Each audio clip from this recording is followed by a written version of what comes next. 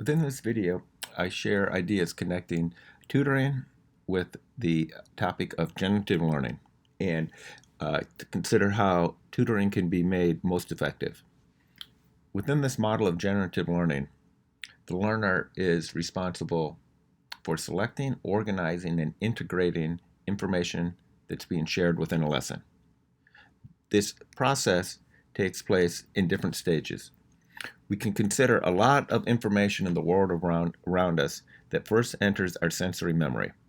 A lot of information is being gathered, but the duration with which it stays at that stage is quite short.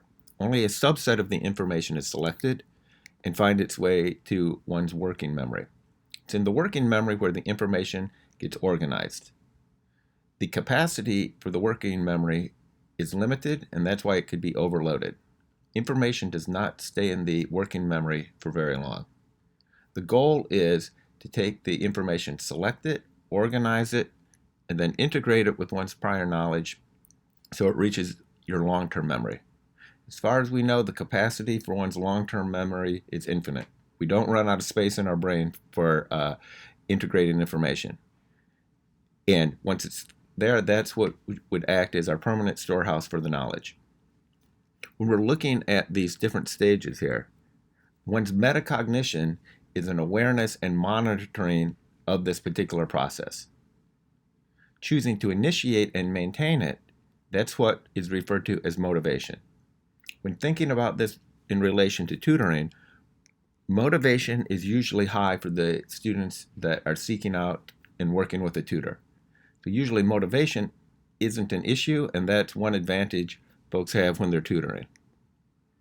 Within this representation, we find that the instruction itself is external to the learner.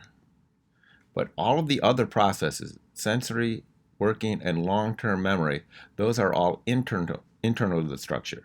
As instructors, we can only provide this external information because learning is an internal process. We can't learn something for the student. However, as instructors, we can foster learning strategies that help with these internal processes. There are ways to foster selecting of information, teaching students how to distinguish between important and unimportant information. A great opportunity for the tutor is they can seek to confirm the information that the learner thinks is important or thinks is unimportant. So providing context and expertise on the selecting of information, that is a great thing that a tutor can do. When it comes to organizing it, we can teach students how to organize information within a coherent structure. And this is another opportunity for the tutor to consider, how is the student organizing the information? Are they organizing it? What connection are they making? This is another opportunity for the tutor to help. And then crucially, when it comes to integrating the information, relating it to a student's prior knowledge, there are a lot of different strategies: self-testing, self-explanation, teaching, and acting. This is really crucially important, and these are things that the tutor can help practice with the student. And when I say help practice, cognitive studies have found that some actions on the part of the learner are least effective and some are most effective. Least effective would be when information is shared with the learner and the learner is just passive. There's no physical activity taking place. They're just sitting there. More active, the learner is doing something. Maybe they're taking notes, maybe they're acting something out, but they're doing something as the information is being shared. Far more important is when they're doing something, that output is novel.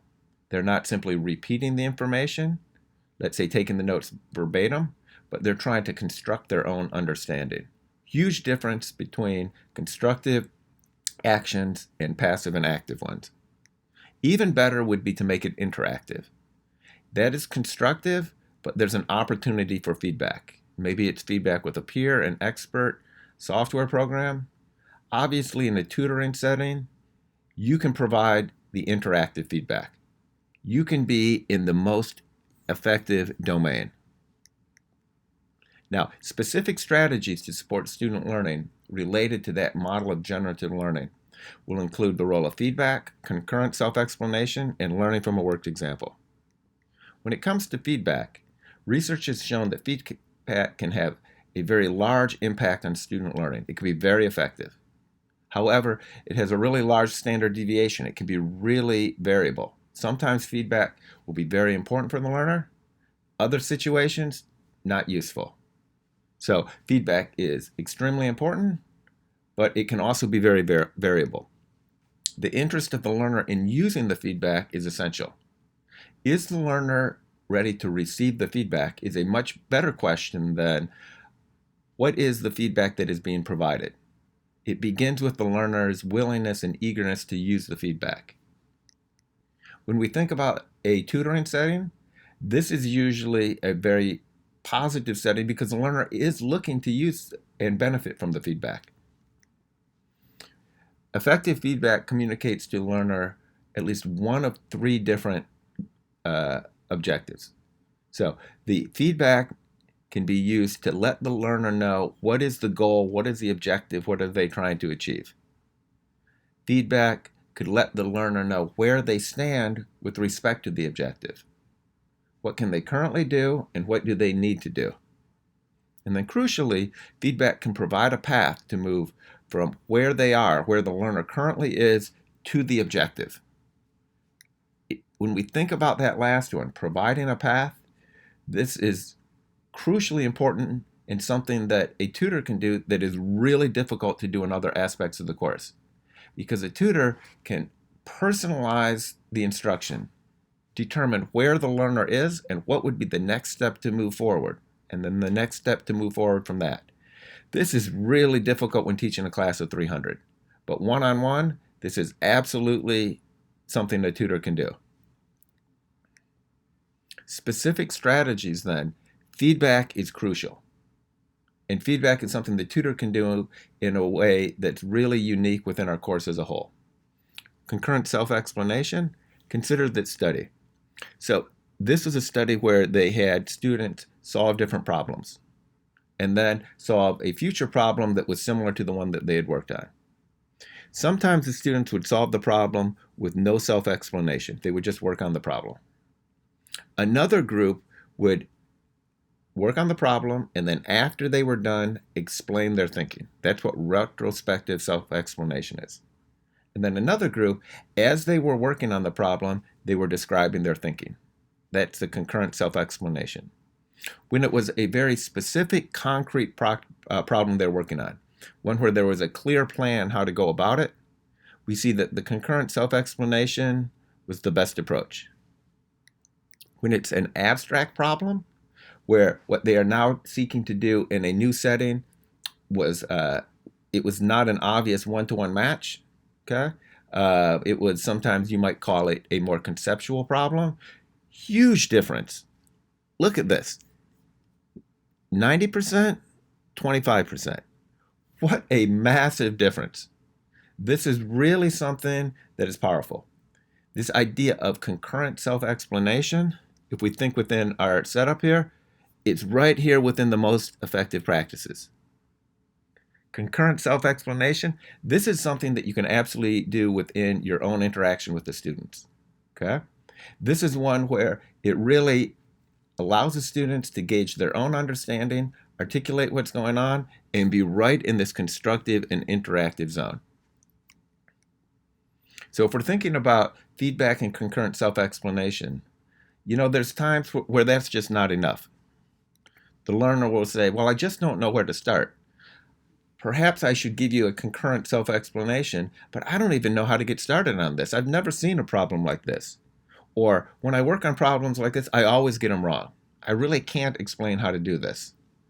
I would argue that we've all been here as learners. If we're truly trying to apply our knowledge in a new setting, because it's a new setting, we oftentimes struggle just to get started on it.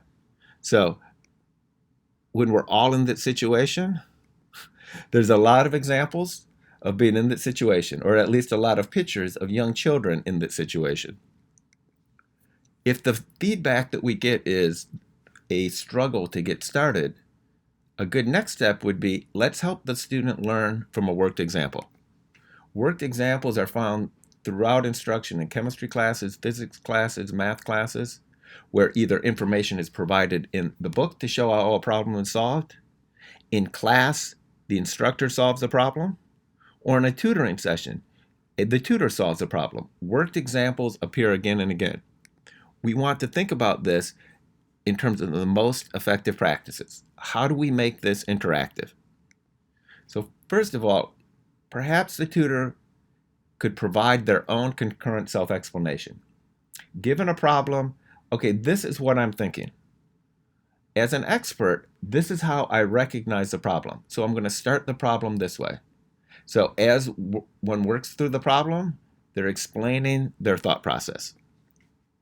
But we want to continue and make this interactive, not passive. We don't want the learner to simply listen to that. What else could be going on? So good prompts would be, could you also recognize a problem like this? Given that setup, do you see how the problem fits into this particular category? What information did one have to recall during the problem solving? What was not provided in the question itself, but had to be recalled? Maybe it was an equation. Maybe it was some other relationship. Maybe it was a skill of balancing a chemical equation. What information did one have to bring to the problem that was not in the question itself? A really valuable one. What do you think is the most common student error? Given this question, and as we've worked it through, where do you think students make a mistake? A hint, almost every time there are coefficients in a balanced chemical equation, failing to account for the coefficients is a leading student error. In this particular example, another error would be to do everything correct, but set it up so the sign is backwards. This idea of, can we now take the worked example and change it in some way? Can we change it in some way so the approach remains the same? Can we change it in some way so the approach is now different? In this particular example, we're seeking to calculate an enthalpy change for a particular reaction by having provided data. One way that this question is set up is use the provided data and solve for the delta H for the overall reaction. Another variation, given the delta H, can you solve for one of the missing values internal to the expression? That would be a way to change it. Another example here, this was with bond enthalpy data. A standard enthalpy of formation question would be similar, but the approach is different. So that would be a way that we could change the problem. And in one case, we have a very similar approach. In another case, the approach is different. Finally, as you work through this, especially if you are giving the student the worked example, here's the problem. Let me grab a piece of paper and show how I work on this. A really good sign is at the end of that, the student will say, okay, can I take that with me? They want to take the shown work and use that as an aid in the future. Many times I pause and I think to myself, okay, I wish I would have written that more clearly. I wish I would have made my own process more clear instead of putting it on this little corner of a piece of paper. It is a great sign when the student asks for the worked example that you've gone through as a resource. Keep that in mind as you're preparing that and working it with the student. Now, if we're putting this all together, it's very important to distinguish between important and unimportant information. If the students are bringing to you different problems to work on, there's an excellent chance that those are important. The instructor has thought those were important enough to assign them, and they want them to then work on it. But use your expertise and help the student distinguish between the ideas, skills, and topics that are going to be important with ones that might be less important going forward. Having done that, consider the role of feedback. Determine where the student needs to start. Given a particular objective, where are they currently at? Start there. That could be where you now work through an example. Maybe it's in the book. Maybe it's one that you generate yourself. Work through a problem and include your own self-explanation. Work through then a similar problem along with the student. Have a conversation back and forth in which you support their self-explanation. And then finally, see if the student can solve the problem with their own concurrent self-explanation independently. Having done that, set yourself on a path now where you look at progressively more difficult problems and you are along a pathway that will move the student from where they're initially at to the objective. This particular one doesn't always have to be, let's do 1, 2, 3, 1, 2, 3. Use your own judgment. Sometimes a student might regress. Other times they might progress more quickly than you anticipate. But this process right here, this works. This can be in a constructive zone. This can be interactive where they receive feedback. This is absolutely aligned with generative learning. Final suggestions: give the learner time to process the information during the lesson. Oftentimes we equate the quickness with which someone understands something with the depth of their understanding. And that's not always the case, okay? The quickest answer, the hand that first comes up, sometimes we privilege that more than we should. Take time, whether you ask a question, have students work on something. It's not a race during the learning process. Second, it's important to consolidate the gains from a tutoring session. I often tell my students, it's really difficult to learn 2 or 3 new things in a single day. That is a fantastic day if you can learn 2 or 3 topics or skills in a day. That almost never happens in my life, but with students, we ask them to do that again and again. Don't be surprised if it feels like they've learned something, and then later when they revisit it 2 or 3 hours later, what they thought they learned is now back in the uncertain category. That happens. It's really difficult to learn 2 or 3 new things in a sitting. And sometimes in a tutoring session, it seems like students have learned 4, 5, 6 different things. Try to consolidate those gains. Have the student try to write a summary of what the particular topic was, what important skills they learned, how they solve particular problems, and suggest a different additional practice they can have. It's insufficient to say, oh yeah, the book has more problems like this. Help direct the learner to those particular additional problems that it would be beneficial to practice. And then finally, seek to revisit the ideas. Something that you talk about with a student in one tutoring session, come back to that in a different one. Ask them to recall that information and solve a similar problem from what you worked at with previously.